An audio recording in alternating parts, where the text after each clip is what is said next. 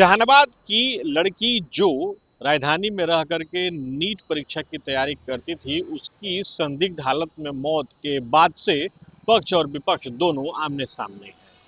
एक तरफ जहां सत्ता पक्ष अपनी दलीलों को पेश कर रहा है, डिप्टी सीएम ये कह रहे हैं कि पुलिस को खुली छूट दे दी गई है, वहीं दूसरी तरफ विपक्ष का कहना है कि तब तक घेरते रहेंगे जब तक सवाल का जवाब नहीं मिल जाएगा। दरअसल औरंगाबाद और जहानाबाद इन दो जगह की लड़कियां जो राजधानी में रह करके नीट परीक्षा की तैयारी करती थी, उनकी संदिग्ध हालत में मौत हुई। उस मौत के बाद से राज्य में राजनीतिक घटनाक्रम काफी तेजी से बदला। विपक्ष ने सीधे सीधे सत्ता पक्ष को निशाने पर लिया। राज्य सरकार के चुस्त दुरुस्त कानून व्यवस्था को ठेंगा बताया। विपक्ष का कहना था कि राज्य सरकार की तरफ से जो दावा किया जा रहा है वो बिल्कुल ही बेबुनियाद है, राज्य सरकार के दावे में कोई दम नहीं है। इसे लेकर के काफी हो हल्ला मचा। उसके बाद से डिप्टी सीएम सम्राट चौधरी ने एक घोषणा की और यह जानकारी दी गई कि जहानाबाद की जिस छात्रा की मौत संदिग्ध हालत में हुई थी, उसकी एसआईटी के द्वारा जांच की जाएगी। उसके बाद राज्य की प्रमुख विपक्षी पार्टियां कांग्रेस और आरजेडी ने मोर्चा संभाला। कांग्रेस की तरफ से प्रदर्शन हुए, आरजेडी की तरफ से भी आक्रोश रैली निकाली गई। लगातार बयानबाजी का भी दौर चलता रहा। अब इसी कड़ी में नई जानकारी ये सामने आ रही है कि महागठबंधन इस पूरे मामले को लेकर के राज्य सरकार को घेरने की तैयारी कर रहा है। महागठबंधन के घटक दलों के नेता का क्या कहना है, आप उनके बयान को सुनिए। राज्य में बढ़ रहे अपराध और आपराधिक घटनाओं को लेकर राष्ट्रीय जनता दल किसी भी हालत में चुप बैठने वाली नहीं है। सड़क से लेकर सदन तक हम लड़ाई लड़ने का काम करेंगे। चाहे जहानाबाद की नीट की छात्रा हत्याकांड का मामला हो, खगड़िया में मासूम के साथ दुष्कर्म फिर उसकी हत्याकांड का मामला हो, चाहे पूर्णिया का मामला हो, मधेपुरा का मामला हो, सारण का मामला हो, बक्सर का मामला हो। जिस तरीके से महिलाओं के साथ दुष्कर्म करके फिर उसकी हत्या कर दी गई है, इन सवालों पर इस सरकार को जवाब देना होगा। पीड़िता को न्याय देना ही होगा। जब तक न्याय नहीं मिल जाएगा, राष्ट्रीय जनता दल चुप बैठने वाला नहीं है। जिस तरीके से हम लोग चरणबद्ध तरीके से आंदोलन कर रहे हैं, यह आंदोलन तब तक जारी रहेगा जब तक पीड़ित परिवार को, पीड़िता को न्याय नहीं मिल जाता है। यह लड़ाई अभी सड़क पर है और आने वाले विधानसभा सत्र में सदन के अंदर भी होगी।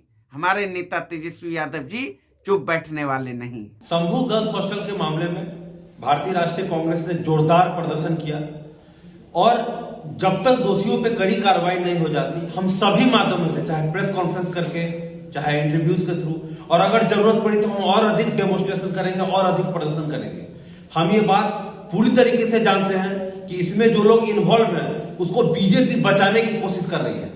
इसलिए जब तक उस नाबालिग बेटी को इंसाफ नहीं मिल जाता, भारतीय राष्ट्रीय कांग्रेस हर तरह से अपना प्रदर्शन जारी रखेगी और सरकार पे दबाव बनाकर उस नाबालिग बेटी को इंसाफ दिलवा कर रहेगी। तो आपने सुना किस तरीके से महागठबंधन के घटक दलों के नेता इस बात को कह रहे हैं कि वो सरकार से जवाब मांगते रहेंगे।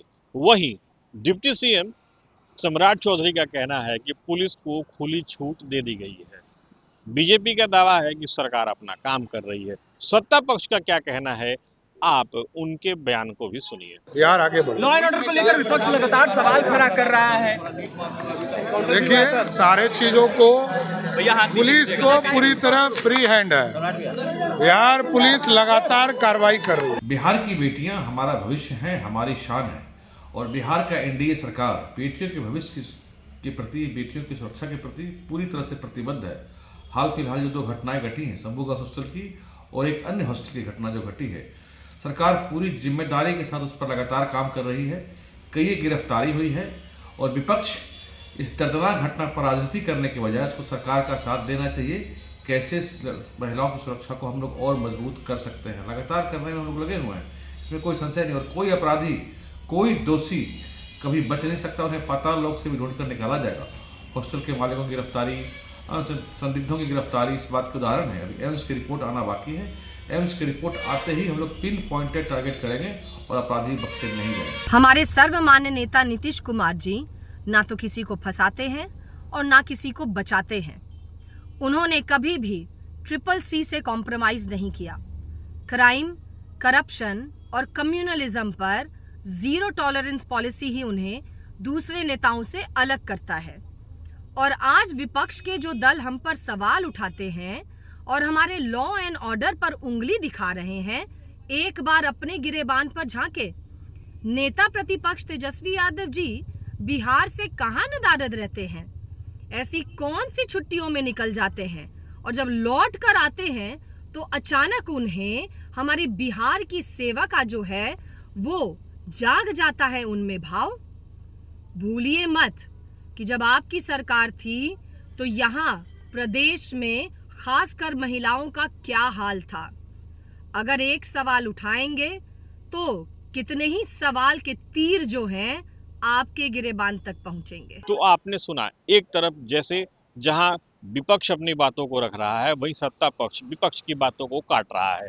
दरअसल नीट मेडिकल परीक्षा मामले में जिस तरीके से चीजें सामने आ रही हैं, SIT के द्वारा जो जांच की जा रही हैं, सूत्रों के माध्यम से जो बातें सामने आ रही हैं, उस सभी बातों ने राज्य सरकार के चुस्त दुरुस्त कानून व्यवस्था के दावे पर सवालिया निशान जरूर उठाया है। अब महागठबंधन राज्य सरकार की इसी कमजोरी को पकड़ते हुए उसे घेरने की पूरी रणनीति बना रहा है। अब राज्य सरकार और विपक्ष के बीच में ये तकरार संभवतः तब तक चल सकती है जब तक इस मामले का पटाक्षेप ना हो जाए। बहरहाल पक्ष और विपक्ष आज की तारीख में एक दूसरे के सामने तलवार खींचे हुए खड़े हैं। Sujit Kumar, TV9 digital, Patna.